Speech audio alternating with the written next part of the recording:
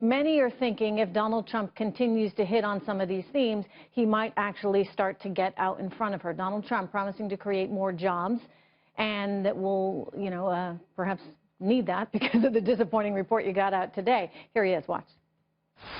And a great future will be built on these three critical words: jobs, jobs, jobs.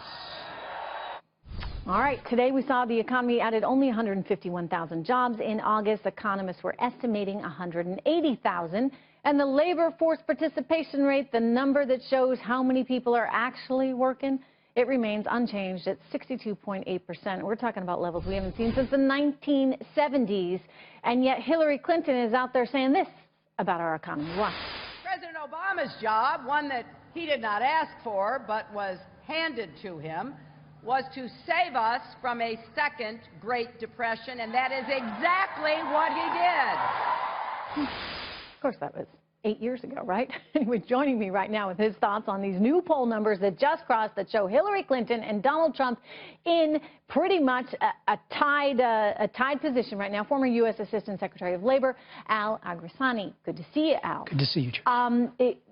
Are you surprised by these new numbers? No, not at all. I think that I was going to say to you, it connects, even before those numbers came out, this sort of connects into the narrative of the campaign. A really bad jobs report, no wage growth, the key indices of manufacturing and construction, which are the high-paid jobs, going down, productivity going down. We can go through the list. This may be the peak and the beginning of the decline of the tepid Obama recovery of 8 years. And it may play right into this election. The peak and the decline. So does that mean you actually think when you say decline, we're heading back into a recession-like environment?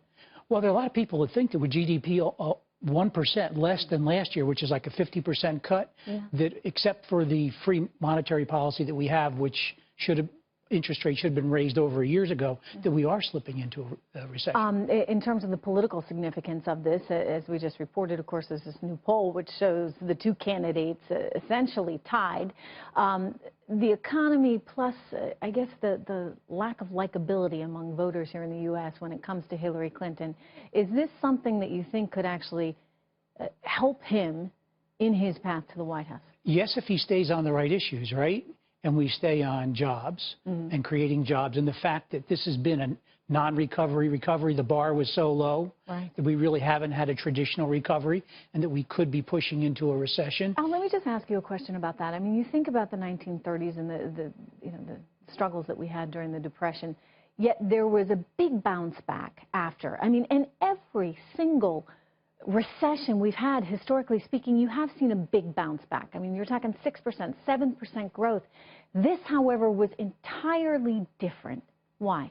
Well, it was different because the construct of what happened with the mortgage rates really threw the country into bankruptcy.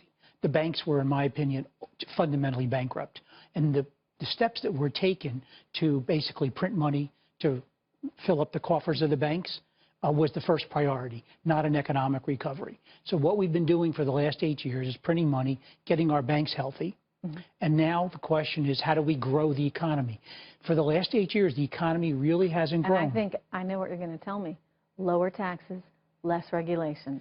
In other words, create an environment in which business can thrive, in which business can hire people. And that's what President Reagan did, right? He cut the taxes, the Kemper-Off bill. We're going to have to go there, whether it's Trump or Clinton. I don't think Hillary Clinton wants to go there. I mean, she's talking about raising taxes and wants to make sure that corporations are paying their fair share. Anyway, I got to leave it there. Thank you so much, Al. Good to see you.